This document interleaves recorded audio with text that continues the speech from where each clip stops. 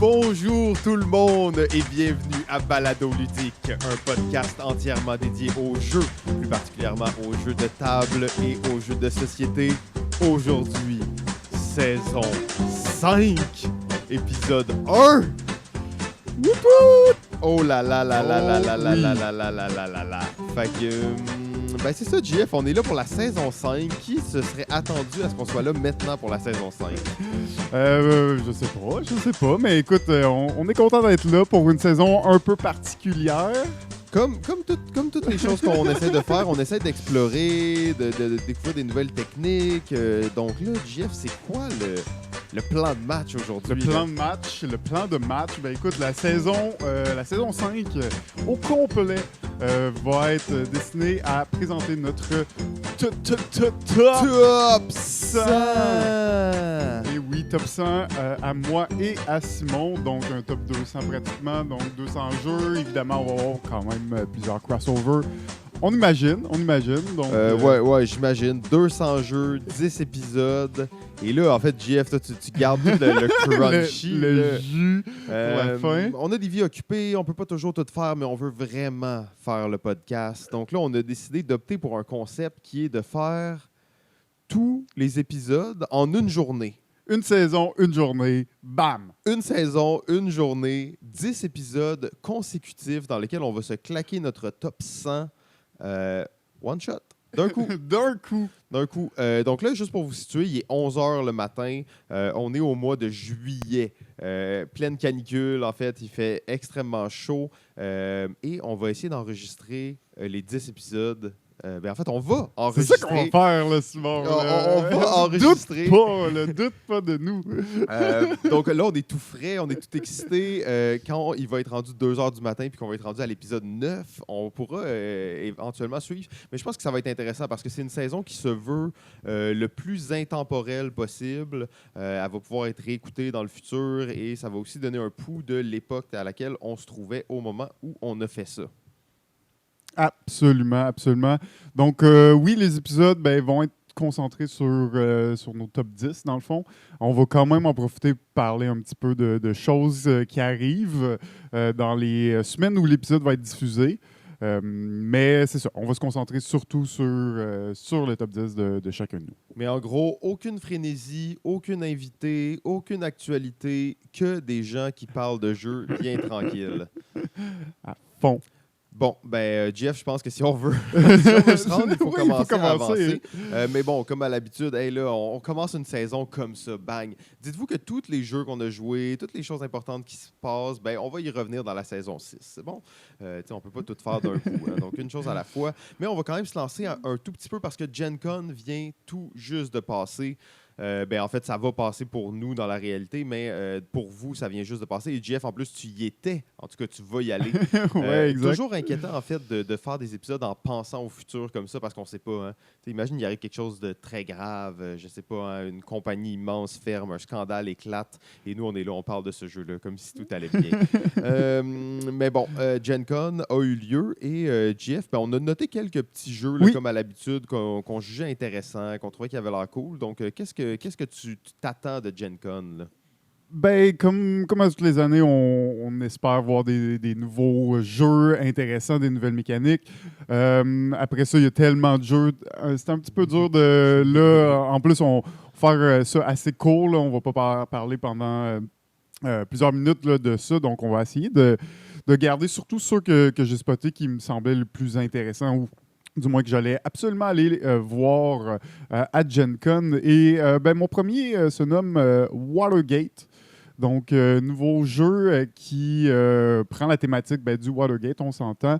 Ce qui m'intrigue dans le jeu, c'est qu'on nous dit qu'on nous promet un jeu à la Twilight Struggle, un petit peu plus rapide. Donc, c'est le genre de jeu politique que j'aime bien, côté intéressant, card-driven game. Donc, pas beaucoup d'informations de plus à ce niveau, mais c'est un jeu que je vais absolument regarder parce que des jeux avec thématique politique comme ça, je trouve ça super intéressant. Et il n'y en a pas beaucoup quand même, donc de voir une grosse thématique comme ça qui n'a jamais été exploitée à ma connaissance m'a attiré fortement. Donc, c'est le premier que j'avais spoté, c'est Watergate. Très cool, ça. C'est vrai que ça a l'air bien intéressant. Mais là, moi, c'est ça, là, je suis dans un moment de mon existence où je ne peux plus suivre l'actualité aussi frénétiquement des jeux. C'est du délire. En fait, trop de jeux. Il va y avoir quoi? Plus de 600 jeux là, qui vont être à Gen Con, des nouveautés, des rééditions, des extensions. En tout cas, il y en a beaucoup. Donc, j'en ai identifié quelques-uns très précis, JF, que j'espère que tu vas pouvoir aller jeter un coup d'œil pour moi. En fait, il y en a deux que c'est de la compagnie Asmadi. Asmadi, ouais. Asmadi Game, qui est une compagnie plus ou moins obscure, en fait, mais qui est la compagnie qui fait, bien entendu, Innovation, qui est la compagnie emblématique là, dans laquelle Carl Chudik fait beaucoup de ses jeux, dont Innovation. Et là, il y a deux jeux cette année, il y en a plusieurs, en fait, mais il y en a deux que j'ai identifiés de cette entreprise-là qui vont sortir. 1001 Odyssey, qui est un jeu narratif coopératif dans lequel on va être dans l'espace et on va incarner des humains qui font de voyage dans le fond intergalactique là, dans l'espace. Et les chapitres sont dans un ordre non déterminé, donc en fonction de la partie d'avant, on va jouer un chapitre dans la partie. Donc il y a une espèce d'aspect de legacy où on va jouer un chapitre par partie, mais l'ordre dans lequel on va les jouer va dépendre de comment on a joué le chapitre précédent. OK. Donc, ça a l'air vraiment intéressant. Oui, je l'avais spoté aussi. Pas beaucoup d'informations sur le jeu, donc difficile à dire, mais en effet, Asmadi quand même fait des bons petits jeux, là, normalement. Là. Oui, exactement. Et l'autre jeu, c'est de Carl Chudwick, qui est, selon moi, un génie des jeux de cartes, et c'est Agency. Un jeu, en fait, avec la thématique donc de la Grèce antique, où on va jouer Athènes, les Spartes et tout ça, et un gros jeu de cartes dans lequel chaque faction, si on veut, chaque peuple aura son deck de cartes. Donc, j'ai vraiment hâte de voir parce que c'est absolument quelqu'un qui essaye d'innover au niveau des jeux de cartes. C'est des jeux de cartes différents de ce qu'on connaît, de ce qu'on voit en général. Donc, Agency, c'est le genre de jeu qu'on ne sait pas trop si on va voir ici. On ne sait jamais. Il y a tellement de jeux qui sortent qu'on est intéressé, puis des fois, ils se finissent par jamais se retrouver au Québec ou être traduits. Oui, puis il y a des jeux que tu n'es jamais trop sûr s'ils vont être là. Je regardais justement la liste de Gen Con, puis il y a des jeux là-dedans qui ont été annoncés la première fois en 2016. Mais le jeu, il est comme pas vraiment sorti. Puis là, il va sortir cette année. Mais est-ce qu'à chaque année, il était annoncé un petit peu plus? Puis le développement était compliqué. Il se passait des choses. C'est toujours excitant de faire un petit suivi là, des jeux qui s'en viennent. Absolument, absolument. Sinon, autre jeu que j'ai spoté, particulièrement à cause de sa thématique, c'est un jeu qui s'appelle Colors of Paris. Les couleurs de Paris. Donc, par Super Meeple. Et c'est un jeu de mélange de couleurs. Donc, en gros, jeu euro où on va vouloir faire des mélanges de couleurs pour faire des couleurs, pour faire des combos, aller chercher des cartes, des trucs comme ça. Donc, ça me faisait beaucoup penser à Fresco. En fait, quand tu me le décris et que je regarde même un peu les illustrations, ça a l'air très similaire à ça. Oui, donc c'est ça a l'air d'être un placement d'ouvriers, des actions, donc tu accumules des couleurs, tout ça. Donc ça me fait penser un petit peu à Fresco, mais peut-être qu'on a ici une version peut-être un peu plus moderne, un petit peu plus récente d'un jeu d'utilisation de couleurs. C'est une thématique qui est quand même peu utilisé généralement. Donc, c'est un jeu qui m'avait quand même intéressé. En tout cas, je vais regarder attentivement qu'est-ce qui se passe avec ce jeu et si c'est aussi intéressant que ça en a l'air. Oui, en fait, ça a l'air magnifique. Hein. De toute façon, la thématique de Fresco, même si on se dit ça ressemble vraiment, en réalité, c'est juste que le jeu il a la même thématique. Est-ce que le jeu se ressemble vraiment? C'est une thématique qui est plus rare. Donc, dès qu'elle est là, on a tendance à les associer. Mais ça a l'air très intéressant. De mon côté, en fait, presque à chaque fois qu'il y a un gros événement comme Gen Con ou SN, il y a une compagnie que je suis toujours excité de voir qu'est-ce qu'ils vont nous mettre sous la dent. Et c'est la compagnie Hunk Game. Oh là là. Ces petits jeux minimalistes japonais. Je pense qu'ils en sortent 3-4 à Gen Con cette année. Ils en sortent quand même plusieurs cette année à Gen Con. Je ne vais pas les passer en détail parce que je les ai juste regardés vite. Mais il y en a un que c'est Monsieur Face. Et ça a l'air d'un jeu dans lequel on va combiner combiner des cartes pour faire des têtes un peu bizarres. Donc, justement, des visages là, un peu éclatés. Sûrement qu'il y aura un concept de vote. Je ne sais pas trop, en fait, mais ça a l'air très cool. Ensuite, on a le jeu qui s'appelle Nine Title Panic. Et qui a l'air d'un jeu de transport, de pattern building. En fait, je ne sais pas trop comment on va associer ça, de posement de tuiles, en fait, mais avec des cartes. Donc, ça a l'air... Non, avec des tuiles, ça a l'air quand même intéressant. Où on va construire une espèce de petite ville, mais dans laquelle il y a des monstres, il y a des fantômes, un genre de Pac-Man. En tout cas, ça a l'air quand même assez cool aussi. Et finalement, il y a Tricks and the Phantom. Yes. Donc, un jeu de déduction, en fait, comme on sait qu'ils sont très bons pour en faire. J'ai pas lu exactement, là, c'était quoi la particularité de ce jeu-là. Jeu de déduction avec 10 cartes, à peu près, et un petit aspect de bluff. Ah, très cool, très cool. Donc, bien hâte de voir. La boîte aussi est intéressante, le visuel, tout. Là. Donc, les 2 derniers, je les avais spotés aussi, d'ailleurs. C'était deux jeux qui me... bien intéressés de voir à quoi ça va ressembler. Oui, absolument. Sinon, OK, Mashikoro Legacy. Déjà, moi, je suis pas nécessairement, Mashikoro. On sait que t'es un hater de Mashikoro. Pas du tout. Mais je suis pas un gros fan non plus. J'ai pas joué énormément. J'ai pas nécessairement essayé les extensions, mais ça reste un petit peu trop léger pour moi. Mais Mashikoro, j'ai entendu des bons commentaires dessus sur le Legacy. Le fait justement que ce soit des parties assez rapides. On parle d'une trentaine de minutes une partie, puis on parle d'un Legacy qui se joue en environ 10 parties. Donc on parle d'un Legacy qui n'est pas très massif, contrairement à d'autres. Et que vous allez pouvoir finir là, avec votre groupe de joueurs parce que ça ne prendra peut-être pas trop de temps. Le finir, puis j'imagine qu'en quelques séances, comme 2-3 séances, on pourrait passer à travers assez rapidement. Donc, puis l'aspect qui est aussi intéressant, c'est qu'il n'y a pas vraiment de destruction dans ce jeu-là. Tu pourrais le rejouer. Là. Ouais, mais c'est surtout qu'à la fin de la partie, tu as vraiment un vrai jeu que tu peux jouer. Dans le sens que... Mais qui va être unique, c'est ça? Oui, qui va être unique. Puis, dans le fond, la partie te permet de custom ton jeu final un peu. Fait que c'est un peu, à la fin, tu vas te retrouver avec un jeu final, puis ça va être comment vous l'avez buildé durant les parties Legacy. Donc, tu vas avoir un jeu un peu différent, mais tu vas avoir un genre de base game comme Mashikoro, mais qui va théoriquement être un peu meilleur parce que, bon, il va y avoir des nouvelles cartes. Puis tu vas l'avoir custom selon tes préférences de type d'effet et tout ça. Donc, c'est quand même quelque chose que je vais regarder. Ça m'intéresse beaucoup, les Legacy, voir comment on continue à innover de ce côté-là pour continuer à garder l'intérêt. Là. Et c'est tellement un sujet pas controversé, mais dans lequel il y a beaucoup de matériel de réflexion, dans lequel il y a encore beaucoup de place à l'innovation. Tu me parles de ça, il y a une partie de moi qui est choquée, mais il y a une partie de moi qui est vraiment excitée aussi. Parce que tu te dis, OK, les Legacy, en gros, ça part de plein de raisons, mais il y a un aspect des Legacy qui était, tu achètes un gros jeu, il y a des chances que tu ne joues pas 10-15 fois à ce jeu-là. La plupart des gens, vous avez dans votre bibliothèque des jeux que vous avez à peine joué 3 parties, peut-être même 2, peut-être même 1. Et il y en a plein que c'est 0, mais bon. Surtout, mettons, 1 ou 2 parties, il y en a plein que c'est ça qui arrive quand on les achète. Mais le Legacy amène comme promesse dans le fond, de faire qu'on va jouer les 15 parties.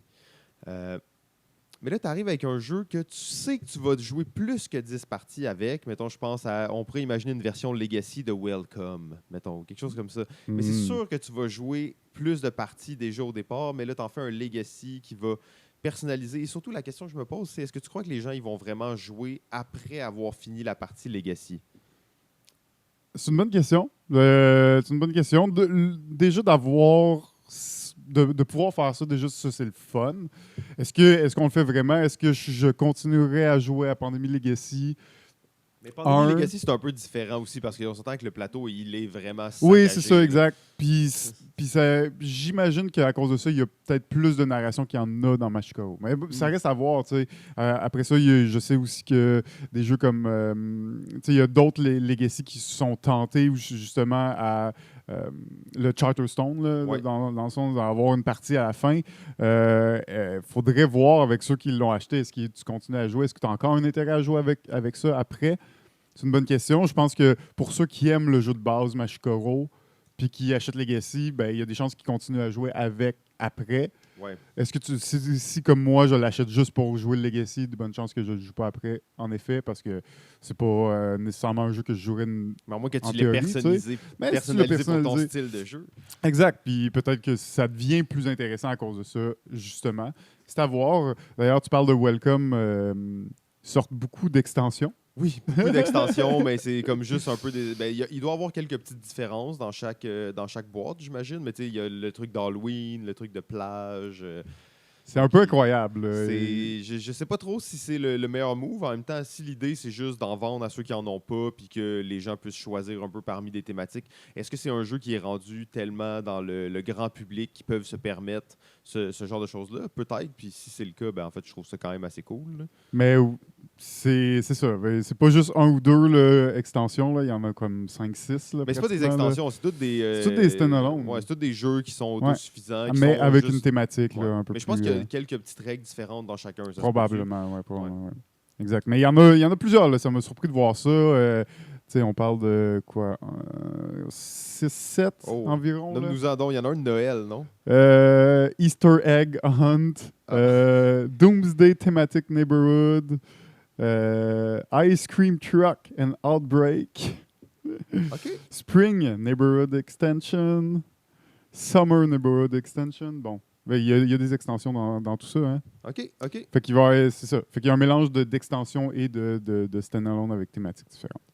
Mais en tout cas, c'est un jeu qui a bien marché. Moi, je suis un fan. Là. Ouais, on va sûrement d'ailleurs le revoir dans notre top 100. Là, mais pas trop de divulgateurs. Peut-être. Juste pour revenir un tout petit peu là, sur les Legacy, là, je sais qu'on est déjà en train de dévier trop, là, mais on a tendance depuis le début à voir les Legacy comme étant quelque chose qui est basé sur la narrativité, sur, si on veut, la saveur, sur l'histoire, sur quelque chose qui est raconté. Mais ça m'amène à me questionner justement à quel point un Legacy pourrait pas être basé plus sur des mécaniques, justement. Et là, tu parlais de Machikoro, peut-être qu'il y a un peu moins d'histoire, on ne sait pas, peut-être qu'il y en a vraiment beaucoup, là, mais on pourrait imaginer un jeu où les changements ne sont pas nécessairement narratifs et l'intérêt ne vient pas nécessairement du fait que c'est narratif, mais juste du fait que le jeu évolue d'une partie à l'autre et se transforme. Ouais. Donc ça, je trouve ça m'a amené cette réflexion-là. Je trouvais ça intéressant de penser à ça. Ben, c'est sûr que c'est pas parce que tu fais un Legacy que tu es obligé d'avoir la narration, c'est juste qu'un Legacy permet ça. Ce que permet pas ou permet moins un jeu plus traditionnel. Donc forcément, c'est quelque chose de nouveau. Donc les Legacy l'ont embrassé. Après ça, je pense que c'est pas toutes les Legacy non plus qui sont allés à 100% dans cette voie-là. En effet, on peut voir le Legacy comme un jeu évolutif avant d'être un jeu narratif. T'sais. Oui, absolument. Jeff, je ne sais pas si tu as peut-être un petit dernier à nous partager. Ou... Oui, vite, il y a la réédition de Mississippi Queen, qui est quand même un vieux jeu qui date, qui a gagné le Spiel à l'époque. Donc, c'est quand même un jeu que j'ai pas eu la chance d'essayer, mais qui a l'air quand même super intéressant, puis qui a une nouvelle édition par Super Meeple qui sort. J'ai bien hâte de voir. Sinon, on garde un œil aussi à le nouveau Pandémie, le Pandémie Real Time. Donc, c'est une nouvelle mouture, une nouvelle tentative là, pour continuer à pousser la marque. Donc, on sait que Pandémie sort des nouvelles thématiques, Glory of Rome, et ainsi de suite. Là, donc, avec des nouvelles thématiques qui se veulent assez similaires, mais qui gardent l'essence du jeu Pandémie. Mais là, on a, avec Rapid Response, un jeu real-time. Alors, je suis quand même bien excité de voir à quoi ça va ressembler, tout ça. Je pense que c'est un bon support pour tenter ça. Donc, j'ai bien hâte. On va garder un œil sur ce jeu aussi. Très excité par ce Pandémie-là. En plus, ça fait vraiment longtemps que je rêve un peu d'un jeu où la thématique sera la gestion des premiers répondants, là, si on veut. Donc, gestion des ambulances, des choses comme ça. 911, et là, on a l'air d'être vraiment dans cette thématique-là. Très hâte d'essayer ça. J'en ai un dernier, en fait, Jeff, et il va falloir que tu ailles voir ça pour moi à Gen Con, si possible, parce que c'est une affaire que j'avais pas du tout entendu parler, que j'ai vu dans la liste. Et c'est Power Rangers Heroes of the Grid. Donc, gros jeu de miniature de Power Rangers, un jeu qui a été kickstarté. il y a comme 7, 8, 9 boîtes différentes avec plein d'extensions, plein de figurines, c'est un jeu monstrueux à un certain point, mais... Un jeu de miniature, là. Un jeu de miniature, mais... T'as des espoirs? T'as des espoirs pour ça? Moi, je suis un fan de Power Rangers, OK? Je suis un fan. Fait que c'est sûr que je suis déjà excité par ce côté-là de la chose. Après, le problème, c'est est-ce que c'est un jeu de miniature comme on les connaît tous, vraiment lourd, avec des roulements de dés, puis des stats, puis plein de cartes, puis des personnages, puis toutes ces affaires-là, ou il y a un côté léger, si on veut, là-dedans, qui fait qu'on a vraiment l'impression d'être un Power Rangers, de péter des gueules, puis c'est excitant, puis on se transforme, puis tout ça. Le côté nostalgique. Ouais. Et,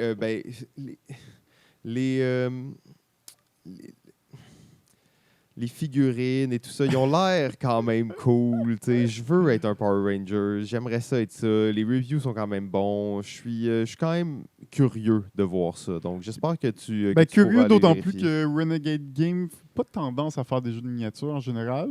Et c'est une compagnie qui a quand même aussi des bons jeux, là, déjà. C'est pas n'importe quelle compagnie. C'est quand même ceux qui ont fait Clank, qui font tous les Raiders, Architect, of the North Sea, West Kingdom, et plein d'autres. Là, mais c'est une compagnie qui a des bons antécédents. On peut pas imaginer qu'ils se lancent là-dedans et que ça va être un échec total.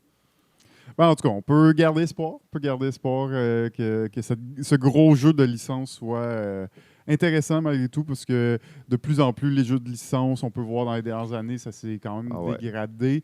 Je dirais qu'au début, quand on est rentré dans le hobby, je trouvais que les jeux de licence, au contraire, étaient très bons.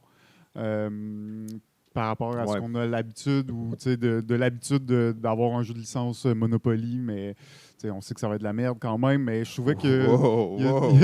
Mais là, c'est Monopoly. Puis, il y a 5-10 ans, je trouvais qu'il y en avait beaucoup moins, puis ceux qui étaient faits étaient très forts, mais là, les dernières années, avec le Kickstarter, avec l'ouverture, tout ça, les jeux de licence étaient beaucoup là pour faire de l'argent, surtout, et quelques bons jeux là-dedans, mais pas tous. Donc, on va espérer. Moi, je n'ai pas de grands espoirs pour ça, mais écoute, si c'est bon, on va être agréablement surpris. Absolument. Fait que c'était... Jeff, as-tu un petit dernier ou on est prêt à passer à l'action? Je vais peut-être juste mentionner le nouveau jeu de Bruno Catala qui a l'air magnifique, Ishtar. Donc, pas grand-chose à dire malheureusement sur ce jeu, mais je regarde toujours ce que Bruno nous réserve à chaque année. Ça a l'air super intéressant. Beau plateau, magnifique jeu, une esthétique assez particulière qui serait peut-être pas allé me chercher si je savais pas que c'était un jeu de Bruno Catala, mais quand même une esthétique assez intéressante là, qui vaut la peine de regarder ça. Donc, toujours des bons petits jeux euros là, qui nous réservent d'habitude. Là. Donc, ce plateau, ce jeu dans le désert me semble assez intéressant. Donc, c'est peut-être le dernier que je parlais aujourd'hui. Nice. J'avais pas vu celui-là. Puis en plus, je cherchais est-ce qu'il y en a un de Bruno Catala. J'ai peut-être passé un petit peu vite à certains moments.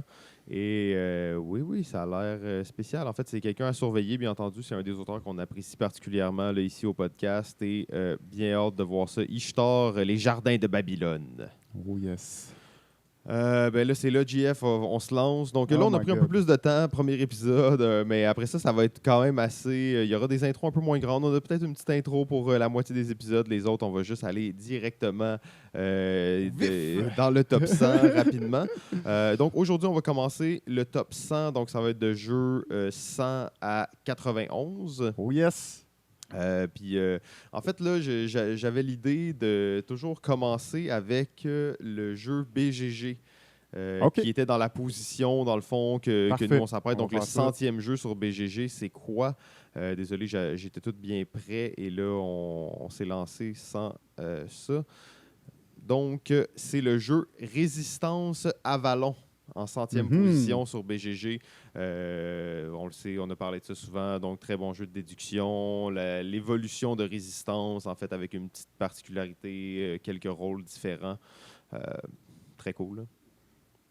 Oui, bon classique. Je sais pas si on doit spoiler notre top ou... Non, je pense qu'on va y aller. On va y aller comme ça. Là, Parfait. Hey, écoute, Simon, pour une fois, Je te laisse commencer. Oh, fait que là, pour tout le top 100, c'est moi qui commence. C'est ton tour. Là. Tu me laisses toujours commencer les tops. Là, c'est toi qui nous start c'est ça. moi qui se commets. OK? Moi, des fois, je changeais après que toi, tu l'as dit. Là, j'étais comme, c'est mieux de même. Non. No Donc, tricks today. Numéro 100. Mon numéro 100, il s'agit du jeu Rise. Qu'est-ce que le jeu Rise? C'est un petit jeu de stratégie abstraite, un jeu qui est sorti dans les débuts de Kickstarter. On parle ici de 2012. Un jeu vraiment très cool dans lequel on commence avec pratiquement pas de plateau et pas de pions sur le jeu. On va placer des tuiles et placer des pions, en fait, dans le but de créer certaines formes géographiques pour élever nos pyramides. Un jeu de stratégie abstrait, là, moi, je suis toujours un peu dubitatif quand il y en a des nouveaux qui sortent. Je suis pas tant un grand fan de ça, malgré tout. Mais j'adore Rise, en fait. C'est pour ça qu'il est en 100e position pour moi.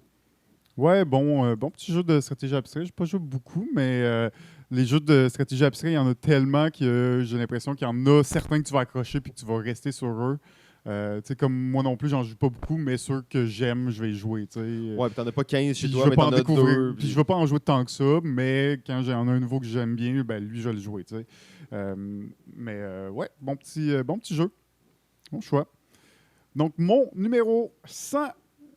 À la limite de l'expulsion, un grand classique, un jeu en verre, une grosse boîte en verre, du génie Friedemann Fries, c'est le classique jeu Power Grid. Donc Power Grid sorti en 2004.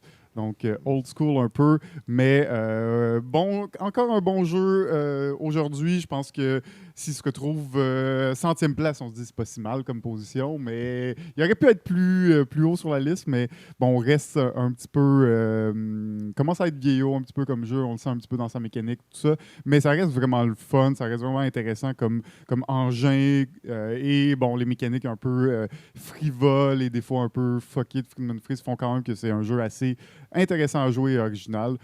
Et c'est pour ça qu'il est encore sur ma liste. On ne sait pas pour combien de temps, mais il est là à la limite. Power Grid. C'est fou parce que faire un top 100, c'est quand même un exercice. On aura la chance de revenir sur la méthodologie un peu tout le long de la saison. Mais ce qui me frappe sur ça, c'est que si je t'avais demandé, sûrement il y a quelques semaines ou quelques mois avant qu'on commence l'idée du top 100, Power Grid, à peu près, il est où? Tu m'aurais peut-être dit 30... 50, mettons. Peut-être.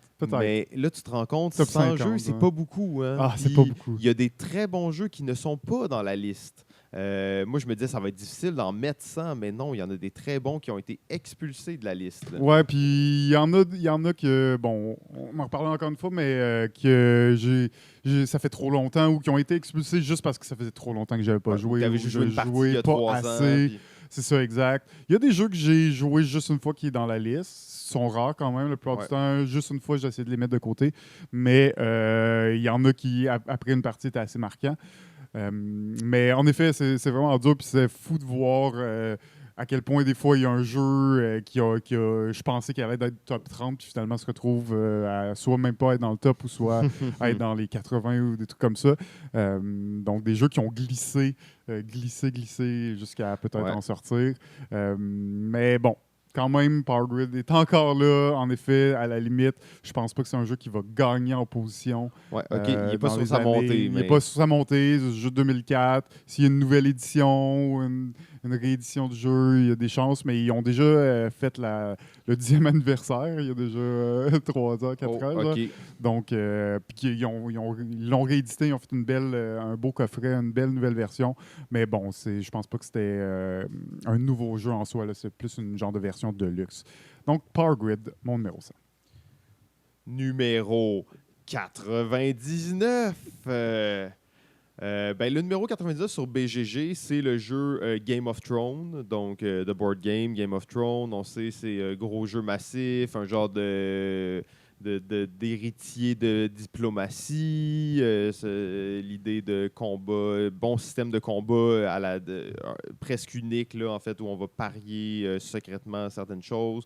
Gros jeu de négociation, même s'il n'y en a pas vraiment, Game of Thrones. Ouais, ben oui, c'est ça, exact. C'est ça. 99. Je pense pas qu'on va en reparler dans ce top-là. Non, c'est ça. Puis les jeux, on les nomme vraiment pour juste situer un peu. Si quelqu'un écoute ça dans 10 ans, là, on est où? Qu'est-ce qu'il y avait dans le top 100 de BGG? Qu'est-ce qui était là? Qu'est-ce qui était chaud à cette époque-là? Mon numéro 99, il s'agit du jeu Neuroshima X. Neuroshima X, Portal Games, c'est bien entendu la compagnie de Ignacy Cevicek, mais ça c'est Michael Horax. Neuroshima X, jeu tactique de placement de tuiles hexagonal, en fait. Donc, un jeu où on va avoir notre petite armée, mais c'est au lieu d'être des cartes, c'est des petits hexagones. On va le placer sur une tuile et il y a des combats qui sont résolus. Donc, les unités visent à certains endroits, tirent à une certaine distance, ont certains pouvoirs. Très, très, très, très, très original comme jeu et comme jeu de combat aussi. Moi, j'ai beaucoup aimé. C'est sûr que c'est un jeu de 1 à 4 joueurs. Je pense que 2 joueurs est toujours mieux dans ce genre de jeu-là, mais quand même jouable, quoique très chaotique à 4 joueurs. Là. Ouais, un petit peu plus chaotique. Ce qui est le fun au niveau du jeu de combat, c'est qu'on est vraiment dans un tactique et non dans une stratégie. Oui, exact. Donc, la grosse différence, c'est que tu vas devoir réagir et faire avec ce que tu as à tous les tours. Donc, tu es très limité. Tu peux difficilement prévoir à long terme. Tu peux essayer, mais au bout du compte, tu vas être un peu pris avec ce que tu vas avoir pigé à chaque tour. Et ce que j'aime, c'est qu'il n'y a pas de runaway winner ou... dans le sens tu peux faire des revirements de situation très facilement. Là. Exact. Après, ça reste que, à plus que 2 joueurs, tu as peut-être le problème d'acharnement qui peut arriver. Là. C'est un jeu de confrontation, mais ça reste un jeu. Mais la grande force, tu sais, les factions. Les factions sont toutes très différentes. Les extensions rajoutent des nouvelles factions vraiment, vraiment funky. Il y en a qui sont vraiment particulières. Donc, ça, c'est aussi le fun dans la rejouabilité, c'est d'appréhender, de comprendre bien comment fonctionne chacune des factions. Là. Absolument. Et pour le jouer à 4 joueurs, en fait, nous, on le joue beaucoup en équipe. À l'époque. Donc, 2 contre 2. Et c'était très cool, en fait, vraiment le fun de jouer à 2 contre 2, là, vraiment intéressant. Mon numéro 99, un autre jeu old school et de l'auteur légendaire, cette fois-ci Martin Wallace, un jeu de 2009 qui est... On ne joue pas pour sa beauté. On ne joue pas parce que c'est un jeu qui est attirant visuellement. On joue parce qu'il est mécaniquement fort et c'est le jeu Automobile. Très bon choix. En 2009. Donc, dans mes très bons jeux de Martin Wallace, il faut dire qu'il en a fait énormément et j'ai vraiment pas tous essayé, mais c'est dans ces mécaniques là, assez solides d'engins. Et en gros, on va construire des voitures à travers les années. On commence vraiment tôt. Début 1900, si je me rappelle bien, donc avec des vieilles voitures, vieux modèles Ford, vraiment crappy, et on va évoluer, tout ça. Mais j'aime bien ces mécaniques de marché et comment les voitures vont se vendre. Ouais. Donc, par rapport à c'est quoi la demande et par rapport à qu'est-ce que chaque joueur a construit, il y a comme des tours de table qui va se faire en sorte que tout le monde va vendre des voitures jusqu'à ce qu'il n'y ait plus de demande ou jusqu'à ce que tout le monde ait épuisé son stock. Mais forcément, s'il y a beaucoup de demandes, tu en as produit plus, tu vas en vendre plus. Donc, une belle petite mécanique, je trouve, qui reproduit un peu le marché de l'automobile. Et malgré sa nouvelle édition de 2009, le jeu, malheureusement, il est toujours pas super beau. Hein. C'est pas sa force. On dirait qu'il est reconnu. C'est presque un running gag, en fait, le fait qu'il soit pas beau, Automobile, parce qu'il est pas si laid que ça. C'est un euro vraiment standard. Là. C'est juste un euro des années 90. Là. Mais le choix des images et tout ça, il est pas beau. Il est pas beau, mais on dirait presque que c'est l'attrait du jeu. Mais c'est vrai qu'à cause de ça, il est plus difficile à amener sur la table. Hein. Tu fais même des gens qui aiment beaucoup les jeux euro, assez de réflexion et tout ça, ils veulent pas jouer, en fait. Donc, mais moi, j'adore ce jeu-là. On aura la chance d'en reparler, de toute façon, j'imagine, sans trop de divulgateurs. Numéro 98. le numéro 98 sur BGG, il s'agit du jeu Istanbul, qui est un bon jeu que choix. moi, j'ai jamais joué. Donc, JF, je vais te laisser peut-être juste faire un petit résumé rapide. 98 Istanbul. Istanbul, jeu de marché où on va se promener sur des tuiles dans le but de ramasser des joyaux. Ce qui est intéressant, c'est qu'on est des marchands, on va pouvoir accumuler des ressources. Il va y avoir plusieurs façons d'accumuler les joyaux. Le premier, ça va être le premier Le but, ça va être d'être le premier joueur qui atteint 5 joyaux. Et soit en accumulant de l'argent, on va pouvoir en acheter, soit en accumulant des ressources. Plusieurs mécaniques, mais assez simple au niveau mécanique, mais ça reste un jeu qui est en compétition là, pour le Kinderspiel de cette année-là, de 2014, si je ne me trompe pas, et qui est un bon petit jeu là, pour moi, très bon petit jeu de stratégie euro, simple, léger, mais quand même avec une bonne profondeur stratégique. Juste vous dire, là, ça va être 10 épisodes où on va parler que de jeux. Danse. Condensé. Sortez vos cahiers de notes, en fait, parce que on est rendu à 98. Là. Il en reste quand même un certain nombre. Mon numéro 98, il s'agit du jeu Le Havre, The Inland Port, sorti en 2012, donc la version 2 joueurs de Le Havre, que j'ai beaucoup aimé cette version-là. Je trouvais qu'il y avait une grande part d'innovation là, dans le jeu. Il y a des mécaniques qu'on n'a pratiquement pas revues, qu'on n'a jamais vues avant. Donc, comment est-ce qu'on va calculer la valeur de nos ressources et quelles actions on pourra faire, combien d'actions on va pouvoir faire au prochain tour. Petit jeu, en fait, vraiment unique hein, comme jeu. Tu le regardes et ça ressemble à rien. Même maintenant, tu le regardes, tu es comme, OK, c'est un jeu, ça, mais il est allé... pour moi, c'est un jeu qui n'est pas du tout grand public, en fait. 2 joueurs assez gamers. Je suis d'accord. Exact. Donc, ouais. Mais un mélange de Le Havre et de Ora le Bora, j'aimerais dire... Il y a des similitudes. Un petit peu, là. Bon, c'est pas la même chose, mais même si ça s'appelle Le Havre, il y a quand même un peu de l'inspiration de son jeu après, qui est sorti pas longtemps après, en fait, Ora Labora.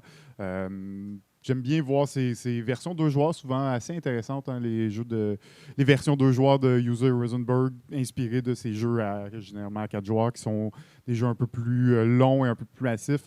Dans The Inland Port, c'est un jeu qui se joue en 45 minutes, puis qui est assez condensé et qui est très stratégique. Vraiment une belle petite mécanique funky, twistée. Il n'aura pas fait mon top, malheureusement. Mais il était proche? Il était proche. Il était dans les retranchés de limite.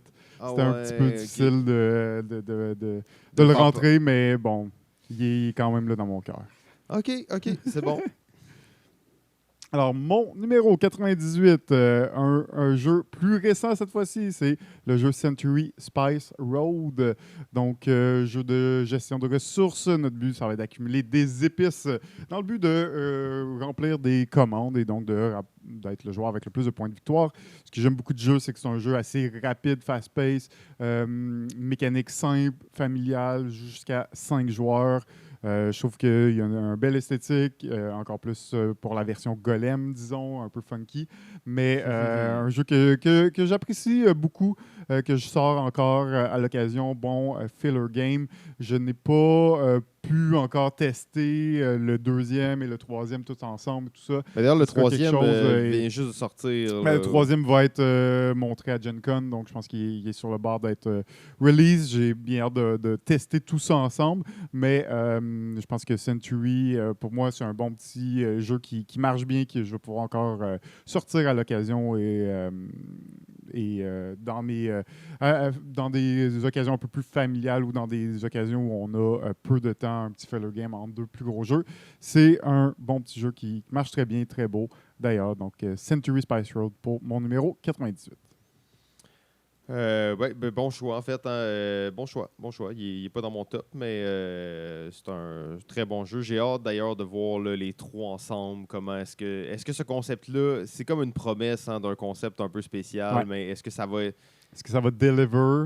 Est-ce que c'est ça le marché? Est-ce que c'est ça que les gens veulent? Est-ce que... belle innovation. Moi, en fait, je salue toujours l'innovation. Après ça, il va falloir voir si c'est un concept qui est là pour le futur. Ou c'est un concept à la Finman Freeze. Oui, c'est ça. Exactement. Est-ce que c'est purement expérimental ou ça a une certaine valeur marchande? Ça va être à suivre. numéro 97.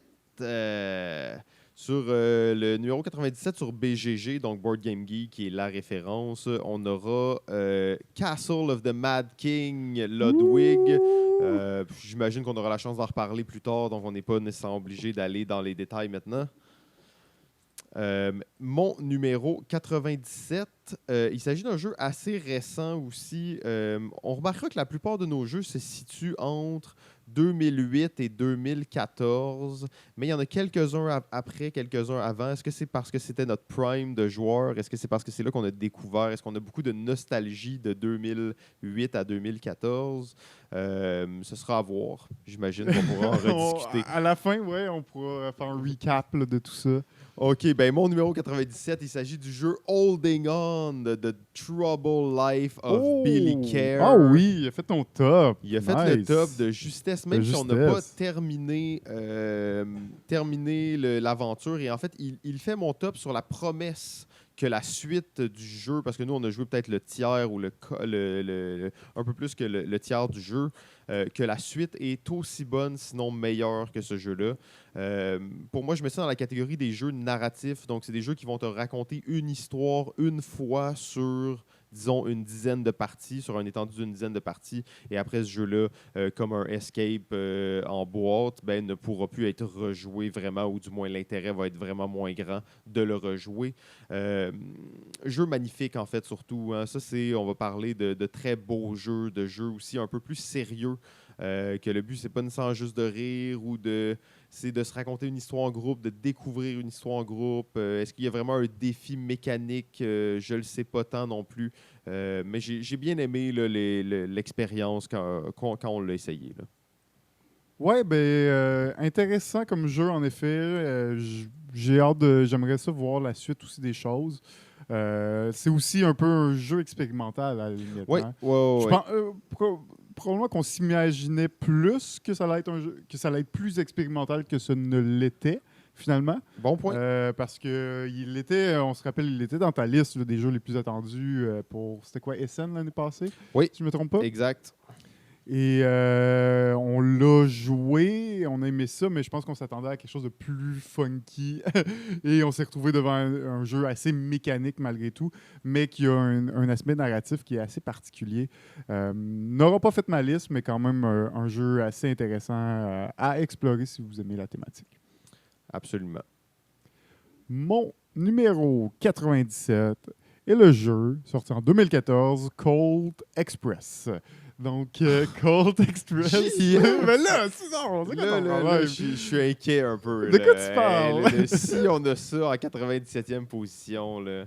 Ouf. OK. Non, c'est bon. Tu sais, moi, c'est un jeu qui me donne quelques frissons quand j'y pense. Là. Je vais te laisser en parler un peu, là. Ben, Cold Express, c'est un jeu assez chaotique parce que c'est un jeu de programmation où on est des bandits. Notre but, ça va être de voler le train. Un des props du jeu, c'est évidemment le train en 3 dimensions. Ouais. Donc, beau petit plateau assez funky, assez original. Qui met beaucoup l'ambiance et en gros, bon, c'est un jeu chaotique, on va programmer nos actions, on va pouvoir voir légèrement ce que les autres vont faire, mais on ne pourra pas savoir à 100% nécessairement. Et ben, on est tous des bandits qui compétitionnent, donc on a tous pris la même journée pour voler le train. Le même train. Le même train, la même journée, mais on est tous contre. Donc c'est un peu bizarre. Donc on va se retrouver dans des wagons avec d'autres bandits, on va pouvoir les puncher, leur tirer dessus. On va essayer de foutre le bordel dans la programmation des autres joueurs, dans le but d'être le joueur qui récupère le plus de lingots, de diamants et de mallettes et de pièces d'argent qui se trouvent un peu partout dans le jeu, dans le train. Donc, moi, c'est un jeu que j'aime beaucoup. Écoute, il s'est retrouvé quand même en 97. Je croyais qu'elle allait être plus haut. Ouais, okay, je croyais vraiment qu'elle allait être plus haut. Ça reste un jeu qui est plus ou moins stratégique, on s'entend. C'est un jeu un peu plus... dès qu'on est dans les jeux de programmation, généralement, on est un petit peu plus dans les jeux, pas de party, mais on est dans les jeux chaotiques qu'il faut être prêt à ça. Donc, être prêt à être sur le toit, à se faire shotter 3 fois de suite, puis savoir que ta game est un peu scrap. Mais ça reste qu'il va se passer d'autres choses. Il va se produire des trucs que tu n'auras pas prévus, qui va être le fun aussi. Donc, ça reste ce genre de jeu.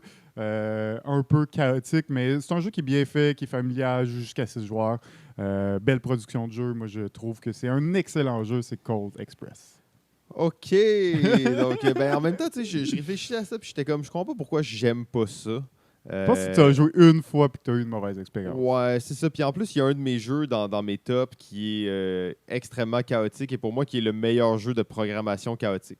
Mais c'est un jeu qui va être dans le top 20, là, donc on va en reparler vraiment plus tard. Ben c'est ça.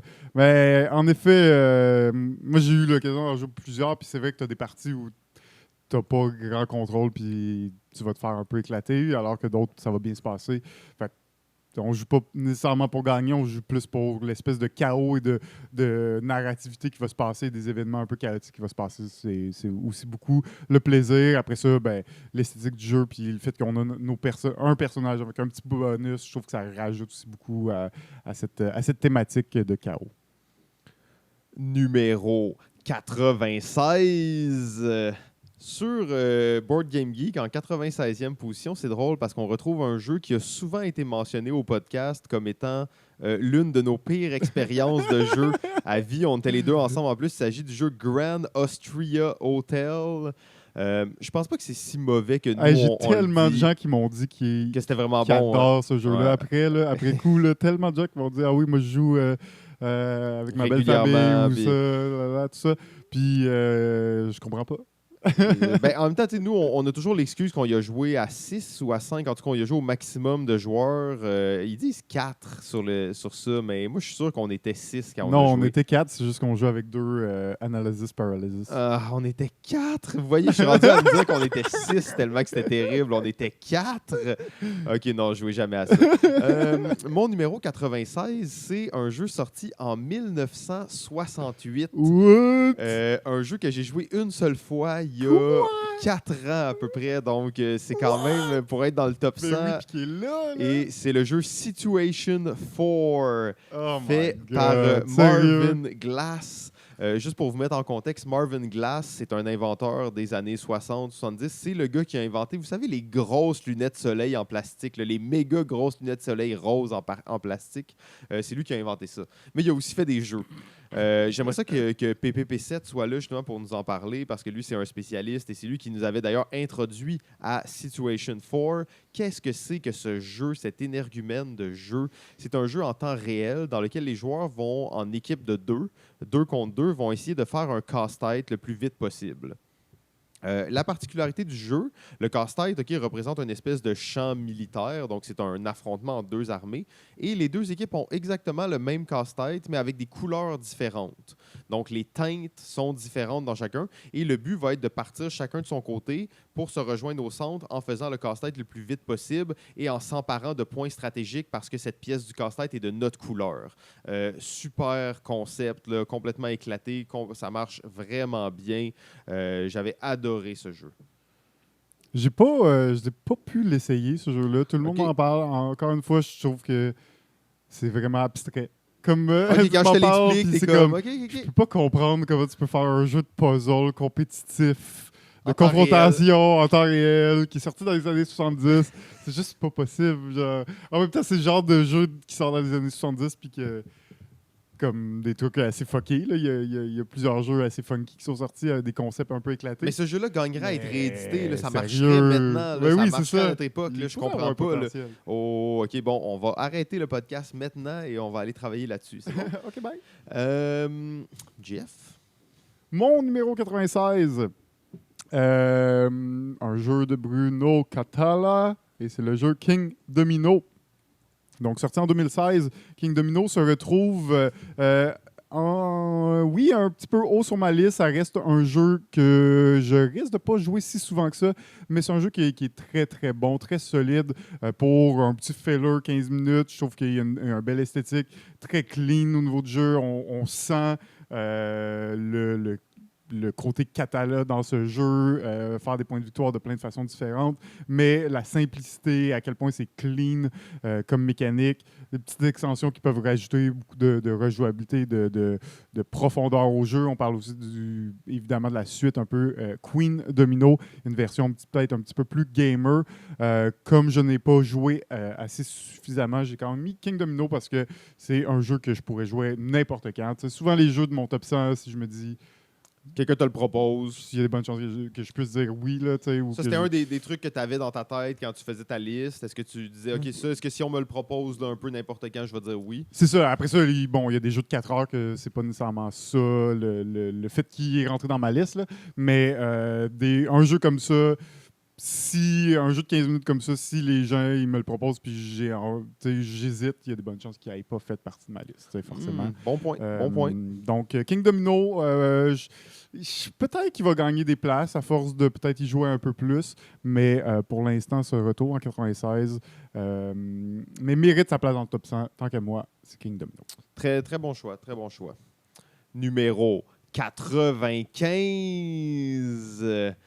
Sur Board Game Geek, le numéro 95 en ce moment est Legendary Encounter, an Alien Deck Building Game. Donc, Legendary, on sait, le jeu de cartes coopératif qui avait commencé à la base avec Marvel.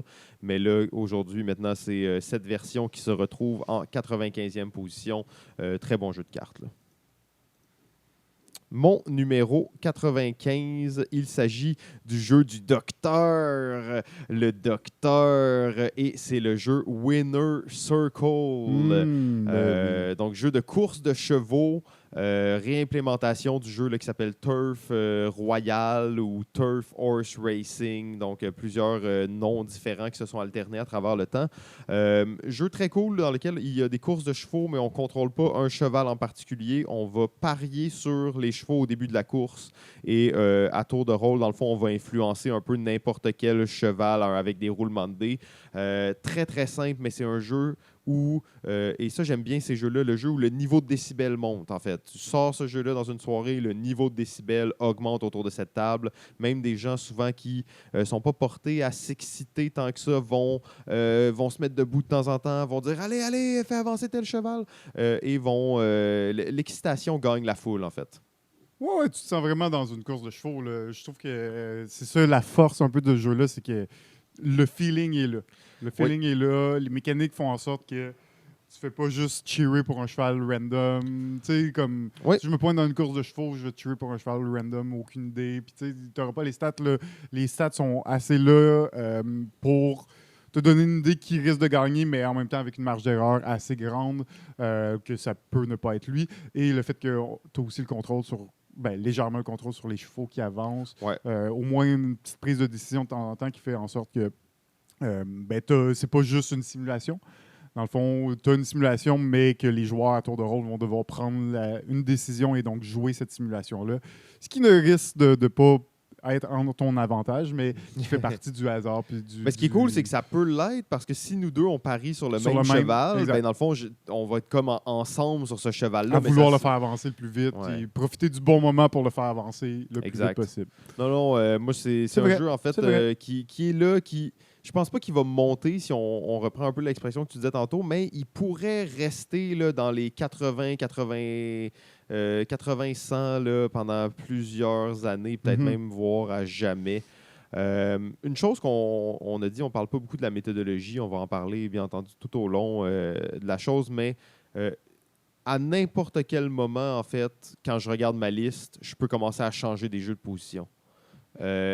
Aussitôt que je la regarde, je peux commencer à changer des jeux de position, en fait. Et là, déjà, je la regarde un peu trop loin pour les 80 à venir. Et là, j'ai le goût de changer des choses. Mais c'est ça. Donc, numéro 95, Winner Circle. Alors, mon numéro 95, jeu sorti en 2016, un jeu en partie principalement créé au Québec. Ouh! Et c'est le jeu V Commando. Nice! Le triton noir a frappé. Oui, exact. Donc, jeu de furtivité, Deuxième Guerre mondiale. Nous allons entrer, nous allons avoir plusieurs missions, avoir des commandos différents, avec des pouvoirs différents, avec des armes différentes. Notre but, ça va être de remplir la mission, qui va être d'aller chercher un otage, faire exploser des tanks, ou faire exploser des bombes, ou tuer telle personne. Donc, jeu super intéressant, coopératif. Qui reprend le principe un peu des jeux de figurines, je dirais, donc plateau, déplacement, système système de points d'action, mais qu'il n'y a pas de figurines dedans. Donc, c'est vraiment un jeu.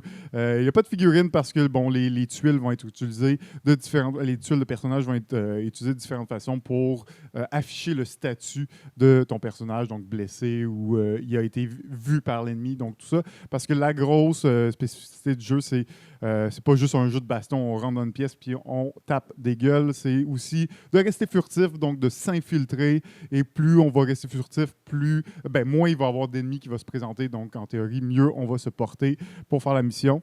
Donc, jeu que je trouve encore très intéressant.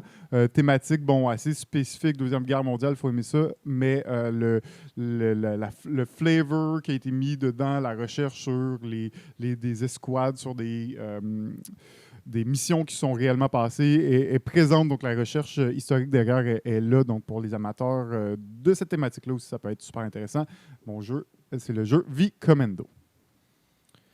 Oui, ben bon choix en fait. Bon jeu, justement, en grande partie, comme tu l'as dit, québécois. Donc ça, c'est toujours très excitant de voir ça. Bon, c'est pas tant mon genre de jeu, je dois avouer, mais je suis quand même curieux de voir la réimplémentation, si on veut, qui est Assassin's Creed Brotherhood of Venise, qui a l'air quand même peut-être un peu plus simple, un peu plus streamliné, mais avec quand même énormément de plus de figurines et de matériel et Il s'est lâché lousse dans celui-là. Autant il n'y en avait pas dans V-Commando, autant dans son nouveau Assassin's Creed.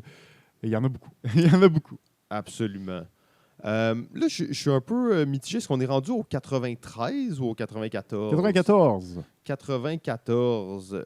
Parfait. Donc, j'ai l'impression que j'en ai sauté un dans ma liste, mais bon, ça sera C'est pour ça qu'il ne faut pas les changer en real time pendant que tu enregistres l'émission. C'est ça, exact. J'étais un peu... OK. Ben oui, c'est ça, j'en ai oublié un. On va l'intégrer là. En fait, je pense que c'est toujours possible de faire ça. Il y a déjà un switch. Ouais, mais c'est pas un switch officiel, là. Numéro 94. Donc, le numéro 94 sur Board Game Geek, il s'agit du jeu War of the Ring, gros jeu du Seigneur des Anneaux et tout ça, mais inquiétez-vous pas, on aura la chance de revenir là-dessus dans le futur. Mon numéro 94, il s'agit du jeu Kaleidos. Kaleidos, sorti en 94. Ça aurait pu être Categories, mais ça a été Kaleidos finalement qui a fait, parce que je trouvais que c'était plus respectable pour un top 100 que ce Categories. Quoi? Ben, moi, j'aime bien ce Categories, là, je suis un fan. Kaleidos, c'est quoi le concept? C'est 94, hein, donc ça remonte à loin.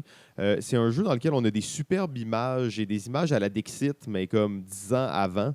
Et comme vraiment plus grosses, on s'entend. Oui, c'est plus un 8,5-11, mettons, comme format d'image. Très dense. Mais très dense. Ça rappelle presque Où est Charlie, puis tous ces livres-là où il fallait trouver des choses. On est dans ce style-là avec je pense qu'il y a 10 images, 10 lieux différents dans le jeu. Ouais, OK. Ben, c'est ça. Donc, c'est pas des posters, là, mais des dessins quand même assez élaborés. Et un peu à la manière de ce Categories, là, on va rouler une lettre et le but va être de trouver dans un temps déterminé, dans cette image, le plus d'éléments commençant par la lettre qu'on doit faire. Donc, si c'est A, ben, il faut trouver des éléments commençant par A.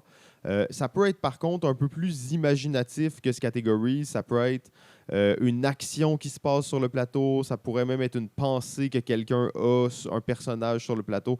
Donc, il y a quand même beaucoup de possibilités de jouer sur les mots et de beaux jeux d'observation et de mots en même temps, là.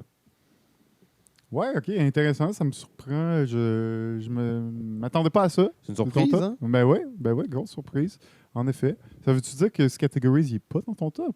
Oui, ça veut dire que Categories n'est pas dans mon top, exactement. What? Il aurait très bien pu être là, puis comme je vous dis, c'est pratiquement le même jeu à un certain point. Malgré tout, je trouve peut-être que Kaleidos, même si j'ai joué beaucoup moins, a quelque chose de plus créatif dedans, qui fait que à un certain point, c'est même plus excitant. Ouais. Par contre, dans un party de famille, il n'y a rien de mieux que s'engueuler autour de Categories. Mais tu sais, il était proche, là, il est dans le coin. Là. Je comprends.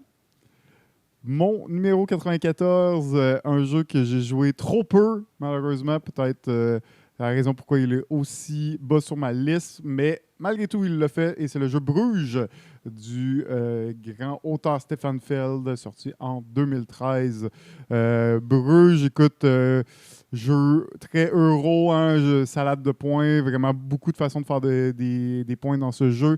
Mécanique là, de cartes, donc ça reste un jeu drivé principalement par les cartes parce que sur chacune des cartes, c'est les cartes qui vont te donner tes actions et les possibilités, les choses que tu vas pouvoir faire dans la partie. Je peux pas en parler trop. J'ai pas joué beaucoup assez pour comme être très à l'aise pour le décrire. Mais c'est un jeu que les quelques parties que j'ai fait, j'en ai tiré une belle mémoire, une belle expérience. Puis j'aime beaucoup ce jeu. C'est un jeu qui mérite de continuer à vivre et continuer à être connu, à jouer. Et c'est un des très bons jeux de Stefan Feld. Tant que moi, c'est le jeu Bruges.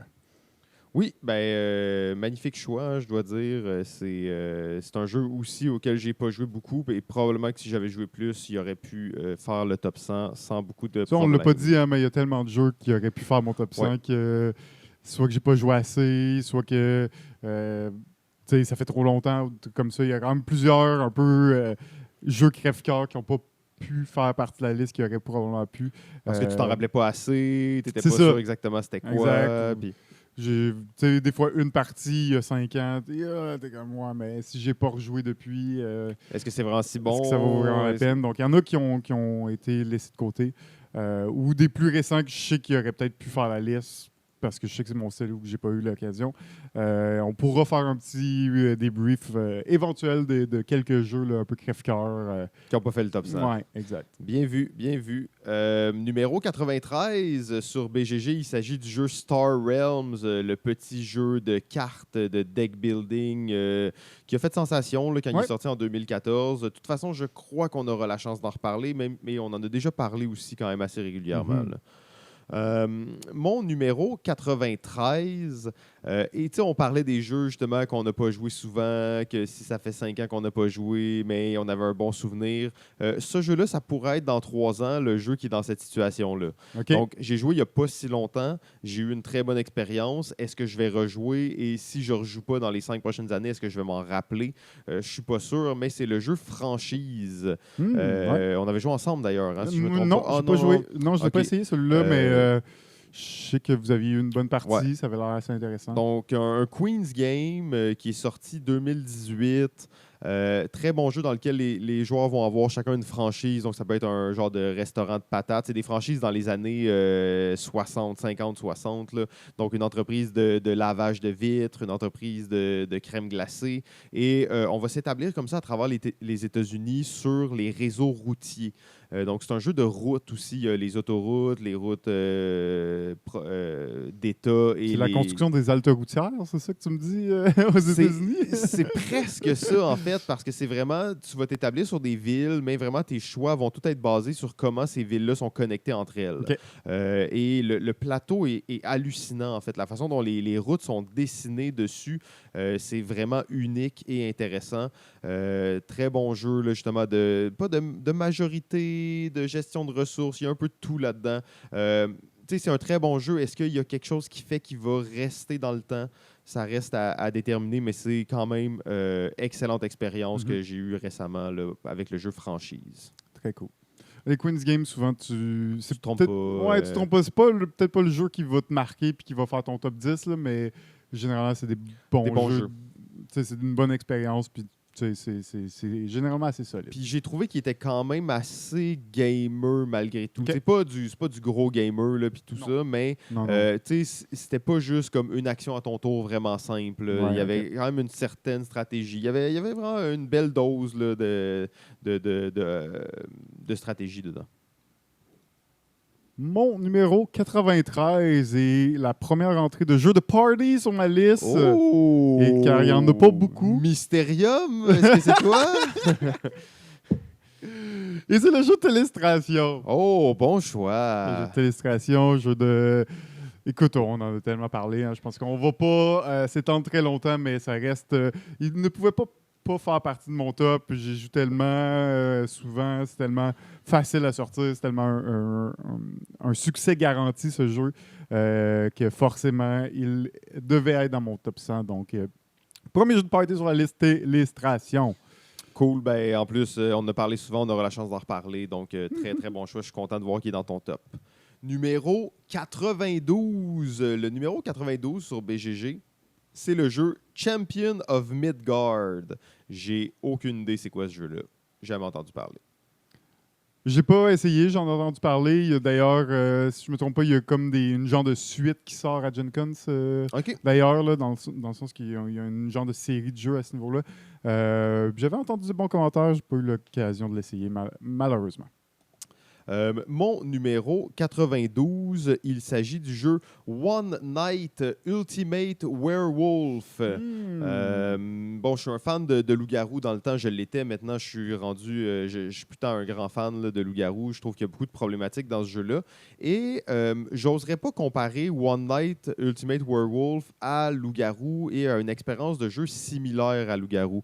Pour moi, c'est une expérience de jeu qui est fondamentalement différente et c'est pratiquement plus un jeu de déduction, un jeu d'enquête dans lequel, à chaque partie, on va créer une enquête différente, donc des coupables différents et tout ça. Je trouve qu'il y a le côté, en fait, comme si on générait au hasard une histoire à chaque fois qui est vraiment intéressant, bien entendu, appuyé par une application mobile qui est très bien fait, qui fait qu'on peut jouer à beaucoup de joueurs, c'est rapide, ça va vite, ça a le côté chaotique que tu veux d'un jeu de party. Et en fait, ben, c'est quand même drôle, hein, les jeux de party apparaissent là, graduellement dans la liste. Oui, c'est ça, finalement. Ils font leur petit bout de chemin. Ben, bon choix, bon choix. Mon numéro 92, c'est le jeu sorti en 2013 qui se nomme Blueprint. Oh, Yves Tourigny, un chouchou de balado. Absolument, donc jeu de Yves Tourigny. Et je dois dire malheureusement le seul de cet auteur qui fait partie de la liste. Qui fait la cote. Eh oui, je dois dire malheureusement que Northwest Passage est un de ceux qui était pas loin d'être dans le top, qui aurait pu être là, mais qui n'a pas tout à fait la sélection, malheureusement. Mais Blueprint principalement parce que c'est un jeu un petit peu plus rapide, fast-paced, un jeu de construction de bâtiments qu'on va faire avec nos dés, un petit peu abstrait, mais ce qui est intéressant, c'est qu'il y a un pool de dés. À chaque tour, tu vas pouvoir sélectionner un dé dans ce pool-là, et sa couleur et son numéro ont une importance pour ta construction. Tu as des choses à respecter, des choses à construire, et tu as des choses à essayer de faire le premier, donc avoir des dés de tout le même numéro, des trucs comme ça. Donc, tu as plusieurs objectifs à faire pour gagner des points de victoire.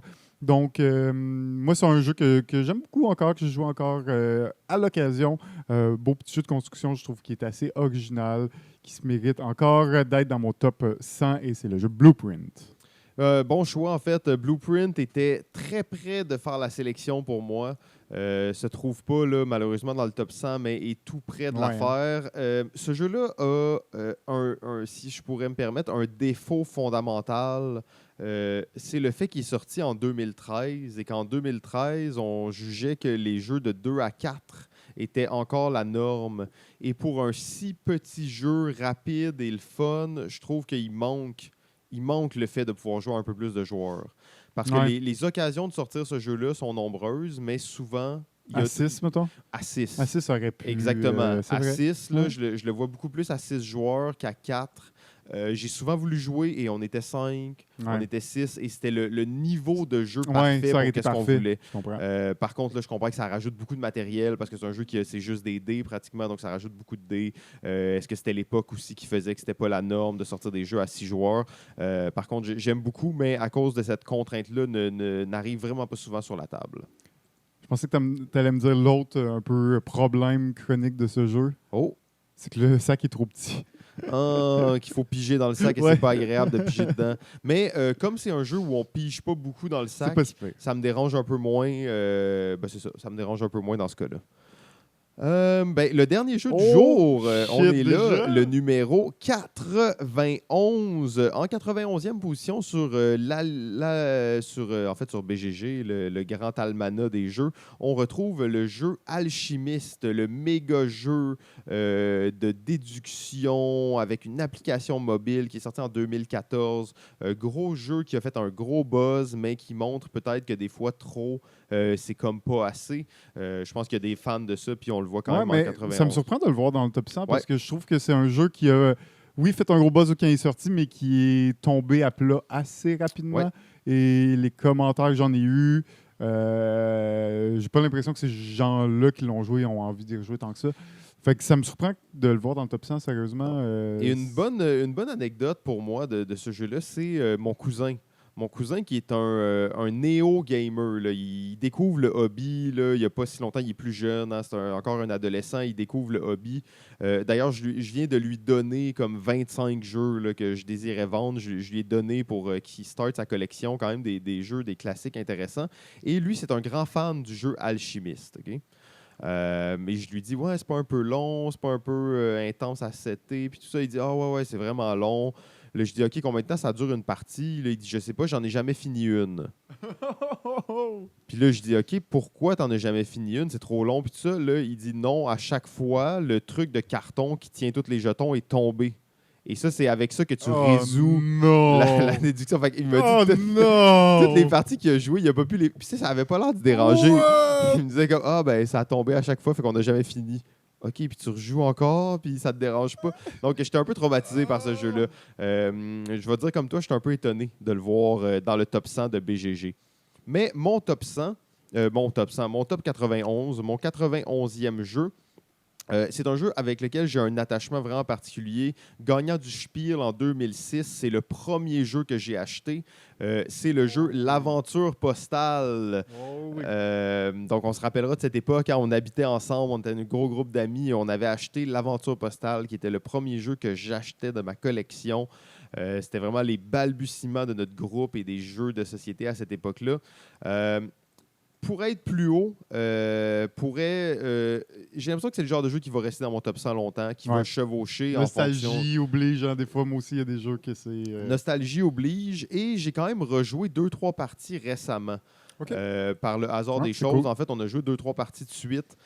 Et j'étais comme, OK, ce jeu-là, il est plus actuel qu'il l'était en 2010-2012. Il est comme redevenu actuel par sa simplicité un peu plus complexe. À l'époque, c'était un jeu, on peut imaginer un genre d'aventurier du rail, mais un peu plus compliqué. Mais comme pour gamer à l'époque. À l'époque, mais là, maintenant, on est revenu à un jeu, justement, les aventuriers du rail pour les gamers de l'époque qui cherchent des jeux légers pour une soirée le fun, mais avec un aspect très stressant parce qu'il y a une grosse course dans le jeu. Gros défi là, d'aller plus vite que les autres et de regarder ce que les autres font. Très peu de choix par tour, mais des choix très déchirants. L'Aventure Postale, pour moi, un jeu qui est encore très excitant. Le bailli! Le bailli! Ben oui, alors pour tous ceux qui ont joué à l'Aventure Postale, vous saurez, le bailli, c'est une des actions qu'on peut faire à chaque tour qui est très, très excitante. Surtout parce qu'elle est bénéfique pour les autres joueurs, fait que tu veux que les autres le fassent.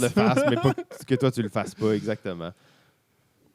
Alors, mon numéro 91 est le deuxième jeu de la liste créé par l'auteur Bruno Catala et co-créé par Charles Chevalier. C'est le jeu Abyss, sorti en 2014. Oh wow, dans le top 100. Dans le top 100, mon homme, j'ai rejoué quand même à quelques reprises. C'est un jeu que j'aime beaucoup parce que, visuellement, très intéressant, Abyss. Hein. À la base, c'est la boîte, aucune écriture, juste une grosse face d'un gros character. Et même... petite anecdote, quand ils ont sorti le jeu, ils ont sorti, je pense, 4 boîtes différentes ou 4 covers de boîtes différentes. Avec des monstres différents sur chacun. Là. Exactement. Et c'est exactement le même jeu, c'est juste le cover qui est différent. Et on aura aussi appris par cette expérience qu'il ne faut pas faire ça parce que c'est absolument l'enfer au niveau de la production des jeux. C'est un cauchemar de devoir gérer 5 jeux identiques mais qui sont différents parce que pour X raisons, t'en as besoin de plus d'un que de l'autre. C'est dur tu fais des productions un peu différentes parce que c'est pas tout à fait la même chose. Donc, tu sépares un peu les produits. Tu dois en donner toutes les copies de toutes les sortes à toutes les boutiques, même s'ils ne se vendent pas toutes. Donc, c'est un bordel logistique. Je pense que c'est la dernière fois que j'ai vu ça, qu'une compagnie tentait de faire ce genre de truc-là. Je pense pas que j'ai revu ça depuis. En même temps, j'ai vu, tu sais, si je peux faire les analogies, il y a Pandémie, Legacy, qui ont fait quelque chose de similaire à ça. Ils ont deux boîtes différentes. Et à la limite, je mettrais Plan B là, avec Century et Century Golem, mais qui est, encore une fois, avec plus de, si on veut, de modération là, dans la façon de le faire. Oui, mais Century Golem, c'est foncièrement deux matériels différents. C'est-à-dire que le matériel est complètement différent. Ouais, l'intérieur de la boîte est pas le même du tout. Donc exact. Puis même les pièces, c'est même pas des cubes en bois, c'est des cubes, des trucs en plastique. Ouais. Donc le matériel est vraiment différent. Fait que je le rentrerais peut-être pas nécessairement là-dedans. Mais en effet, Pandémie Legacy 1 et 2, c'est juste deux boîtes. Mais c'est deux boîtes. Puis qui a quand même créé de la confusion malgré tout. Là. On se rappellera au début, les gens savaient pas trop. Fallait-tu acheter les deux? Fallait-tu en acheter juste une? Est-ce que puis d'ailleurs, pour Abyss, que tu mentionnais, là, la plupart des gens ont juste vu une boîte dans leur vie. Moi, en physique, j'ai jamais vu une autre boîte que la boîte bleue, là, si on veut. Là. Ben, c'est ça. Hein. C'était un concept de début. C'est pour mousser peut-être les ventes au début, mais ils ont laissé tomber ça. Assez rapidement, ils ont standardisé avec le dessus de boîte bleu un peu, avec le gros monstre, mais des gros monstres marins. C'est un jeu. Ce que j'aime beaucoup du jeu Abyss, c'est qu'il y a un peu de downtime, c'est-à-dire que tu es actif pendant même les tours des autres joueurs. Il faut que tu restes à l'affût parce que à ton tour, tu fais une des 3 actions possibles, puis l'action que tu as le plus tendance à faire, c'est une action qui implique les autres joueurs. Donc tu es tout le temps assez à l'affût, à alerte. Tu espères pouvoir récolter des bonnes cartes pendant le tour des autres joueurs. Puis c'est assez euro, donc malgré là, la belle esthétique du jeu puis la forte impression de thématique, bon, ça reste que la thématique, on la sent pas vraiment. On est là pour accumuler des forces dans différentes factions pour faire des points de victoire. Mais c'est une belle mécanique clean, efficace. C'est vraiment très bien fait. C'est un jeu que j'ai eu la chance d'y jouer quand il est sorti. J'ai eu la chance d'y jouer à quelques reprises par la suite. Puis c'est un jeu que j'aime beaucoup. J'aime beaucoup encore. Donc, c'était mon 91 Abyss. Tu vois, je ne sais pas s'il aurait pu faire mon top 100, mais c'est un jeu qui souffre justement du fait que j'y ai joué qu'une seule fois. Ensemble, d'ailleurs, en 2014, probablement. Oui, c'est ça, quand ça venait de sortir. Et j'avais bien aimé, mais comme j'ai pas pu rejouer. Ouais. D'ailleurs, il était dans ma long list là, pendant un certain moment. Si j'avais pas rejoué après, sûrement, il n'aurait pas été là. Mais comme j'ai eu la chance de le réessayer, puis de le redécouvrir même quelques années plus tard, puis c'est un jeu que c'est pour cette raison-là qui est encore dans ma liste, puis qui est encore là. Puis c'est un jeu que je pourrais jouer n'importe quand. Là. Ah, ben, très cool. Ben, JF, en fait, ça fait déjà le tour de notre premier épisode de la saison 5. Je pense qu'on peut se dire bonne journée. Ben oui, exact. On va continuer ça la semaine prochaine. Évidemment, pour nous, ce n'est pas terminé la longue journée. Ce n'était que le premier épisode. On peut déjà dire qu'il est fait au moins. On a un premier pas de fête. Ben oui, dans la bonne direction. Engagé. Donc, on se retrouve la semaine prochaine, comme d'habitude. Suivez-nous sur Facebook, partagez les épisodes. Si vous aimez ça, envoyez-nous des commentaires. Je sais qu'on le fait tout d'un coup, mais on va quand même être actifs sur les réseaux pour interagir avec vous. Partagez-nous vos tops, vos opinions sur certaines choses qu'on a dit. Ça va nous faire vraiment plaisir de communiquer avec vous là-dessus. On a tous les commanditaires. On va être encore diffusé, j'imagine, sur jeux.ca, qui est la référence en termes de jeux. On remercie aussi le Fil Studio qui nous prête vraiment de l'équipement top qualité pour qu'on puisse faire cet épisode-là dans le plus grand confort possible. JF, je te dis, on se retrouve dans quelques minutes. All right, à tantôt. Ciao. Ciao.